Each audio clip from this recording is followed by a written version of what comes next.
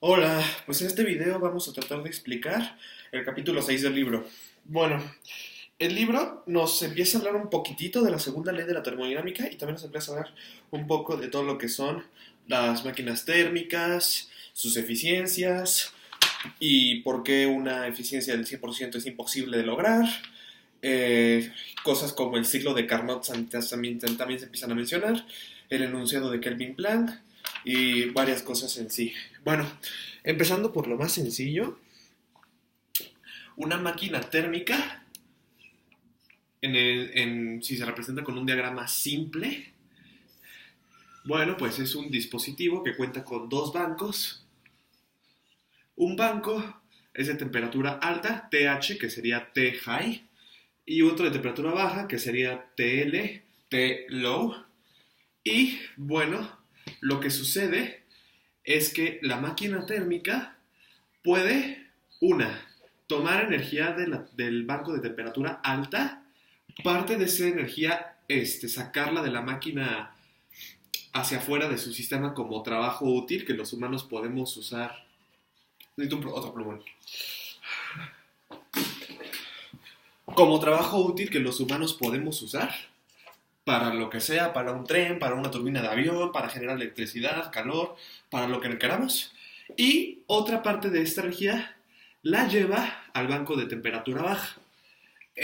Bueno, entonces la eficiencia de un aparato como este está definida como la temperatura es decir, la energía que le estoy metiendo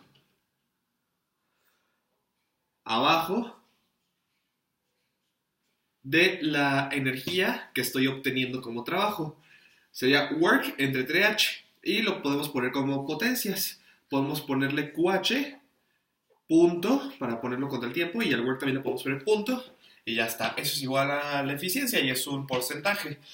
Que este porcentaje normalmente es muy bajo, rara vez supera los 40, por no decir nunca supera los 40%. En sí, estaba leyendo en internet que la eficiencia de un coche convencional anda por ahí del 24% y ya los mejores coches del mundo, tipo un Fórmula 1, un Ferrari, a lo mejor ya empiezan a rozar el 30%, pero en sí es lo mejor que hemos podido obtener con nuestra tecnología hasta ahora. No es mucho, pero es suficiente como para cumplir nuestras necesidades en la modernidad. También existen otro tipo de máquinas térmicas, como lo puede ser un refrigerador o un calentador, tal vez. Entonces tengo una máquina térmica, igual tengo un banco a temperatura alta y un banco a temperatura baja. Hay muchas máquinas térmicas que su banco de temperatura baja no es otra cosa más que el aire que rodea la máquina. Entonces, aquí, en lo que sería un refrigerador, nosotros lo que queremos es mandar temperatura caliente hacia afuera de la máquina. Entonces, le ponemos aquí hacia afuera y dejar que entre a la máquina temperatura baja del banco de temperatura fría, y esto lo voy a lograr a través de meterle trabajo a la máquina, work. Entonces es lo inverso. Una máquina térmica, como por ejemplo una máquina de vapor, yo le meto calor para que me escupa trabajo. Eh, y el refrigerador es lo contrario. Al refrigerador yo le meto trabajo para que escupa calor, para que saque el calor fuera de él, y así el interior del refrigerador esté frío y conserve todos los alimentos. Ahora, esto también puede representarse matemáticamente como un COP. Ahora, ¿por qué un COP y no eficiencia? Bueno, porque la eficiencia es un porcentaje. Tiene valores de 0 a 1. El COP sí puede tener valores mayores a 1. Entonces, por eso no es eficiencia, pero sigue siendo un número que nos da una idea de qué tan bueno es el rendimiento de la máquina. Entonces, Bueno, la eficiencia, o más bien el COP de un refrigerador sería el calor que estoy sacando, así, o sea, es decir, el calor del banco de temperatura baja que quiero meter al refri, o, visto de otra manera, el calor que estoy sacando del refri, que también podría ser, entre el trabajo que le necesito meter al refri, el trabajo que casi siempre está en forma de electricidad. No conozco ningún refrigerador que use, eh, que tenga a un sujeto andando en bicicleta generando energía mecánica para que el refrigerador funcione. No he visto nada así. Pero bueno, es que cuánto calor estoy sacando del refri entre el trabajo que le estoy metiendo al refri. Esa es una medida de qué tan bueno es un refri.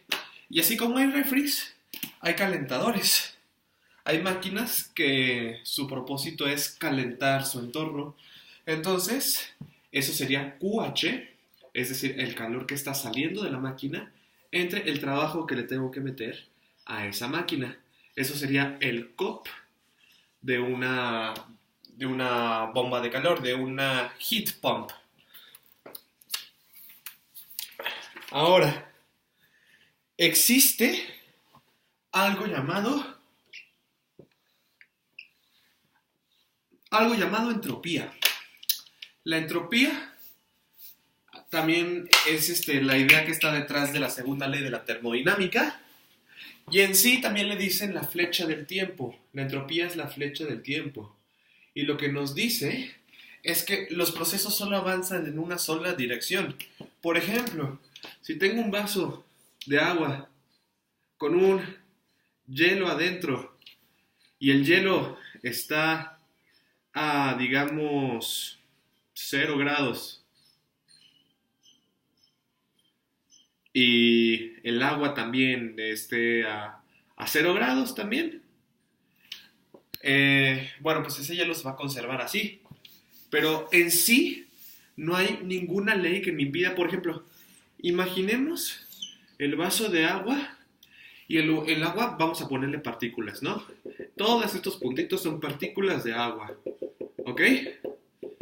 Y entonces, aquí está el hielo. Aquí está un cuadrado que es un hielo y el hielo también está compuesto de partículas de agua, ¿ok?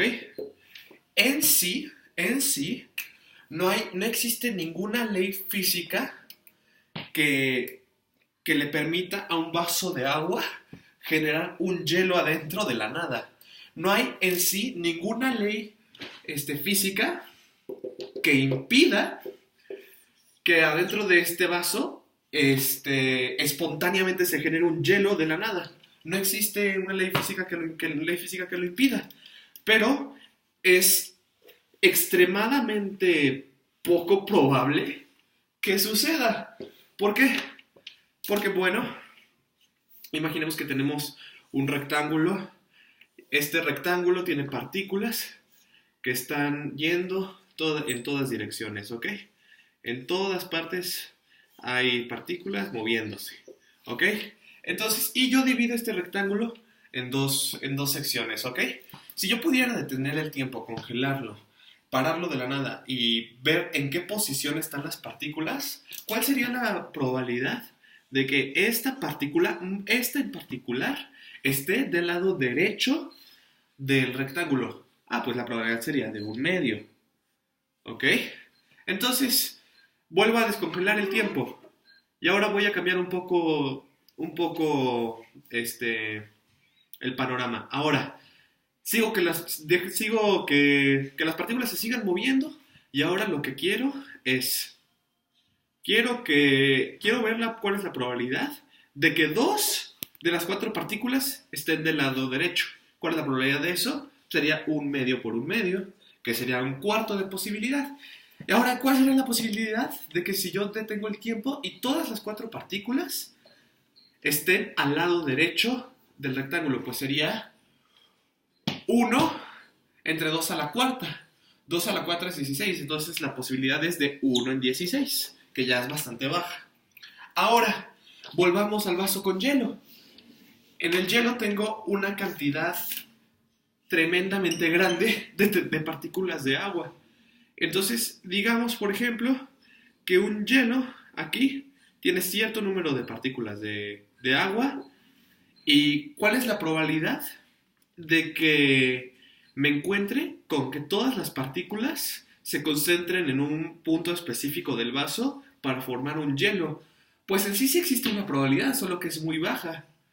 En sí, lo más probable es que siempre encontremos partículas dentro del vaso, esparcidas aleatoriamente alrededor de todo el vaso. Eso quiere decir que es imposible que si congelo el tiempo me pueda encontrar un pequeño clúster de partículas aquí en una esquina del vaso formando un hielo. No, no es imposible. Pero son tantas las partículas que la probabilidad de que eso ocurra es súper baja, prácticamente nula, porque estamos hablando de trillones de pequeñas moleculitas de agua. Eso es el concepto de entropía. La naturaleza prefiere el desorden.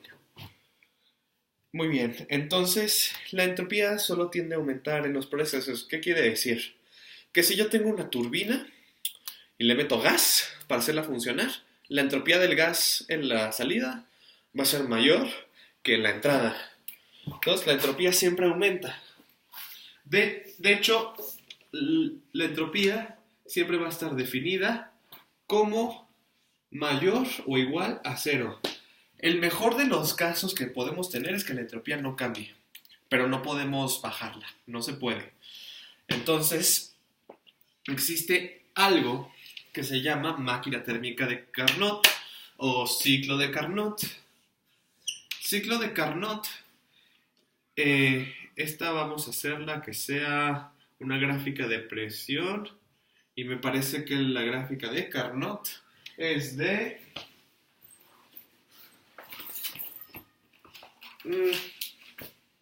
presión contra volumen, ¿sí? Entonces esto es presión contra volumen. Entonces, digamos que empiezo en un cierto punto. Este punto tiene una presión y un volumen. Y baja, esta línea se llama isotérmica porque mientras ocurre este cambio trazado por esta línea, la temperatura es constante. Por eso se llama la línea isotérmica. Y bueno, como podemos ver aquí aumentó el volumen. Es por eso que esta parte se llama expansión isotérmica. En cambio, ¿qué pasa si, bueno, continuando con el ciclo de Carnot, luego viene otra parte que va algo así? Esta parte es adiabática. Adiabático quiere decir que el calor no puede entrar ni salir de un sistema. Entonces esto se llama, como aumentó el volumen otra vez, también es expansión. Expansión adiabática. Expansión adiabática. ¿Listo? Y luego se vuelve a comprimir. Esto tienen que imaginarlo como si fuera un pistoncito. Se vuelve a comprimir. Esta parte se llama, al contrario de la expansión isotérmica, se llama compresión isotérmica. Compresión isotérmica. Isotérmica. Y tiene una última parte de compresión adiabática. Esto hay que imaginarlo, como dije, como un pequeño pistoncito. Entonces, si yo tengo un pistón aquí, tengo aquí mi pistón y tengo aquí un cierto gas. A este gas,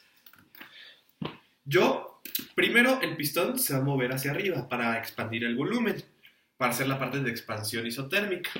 Pero, mientras el pistón sube y se traslada a una posición más alta, la presión va a bajar porque el gas tiene más volumen, es decir, tiene más espacio donde moverse y las partículas del gas se van a separar y eso va a producir que se enfríe.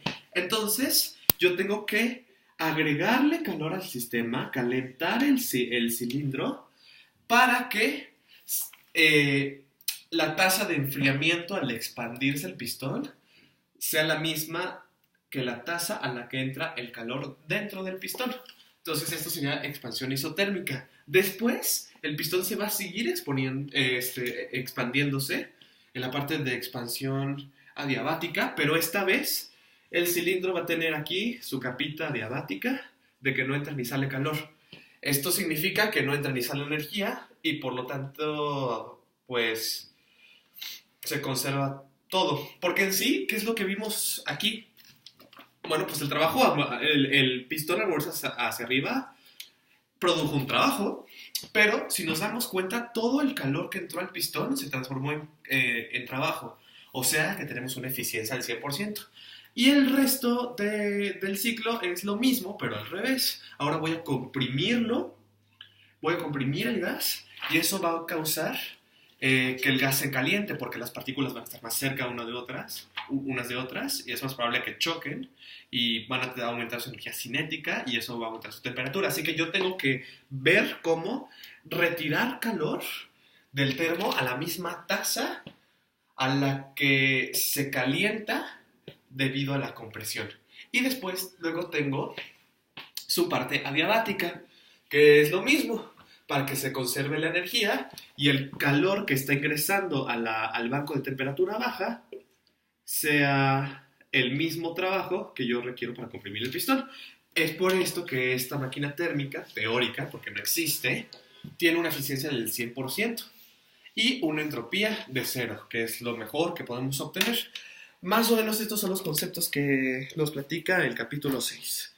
Entonces, la entropía es un ejemplo complejo de entender, no es fácil, pero espero haberlo explicado adecuadamente. Muchas gracias.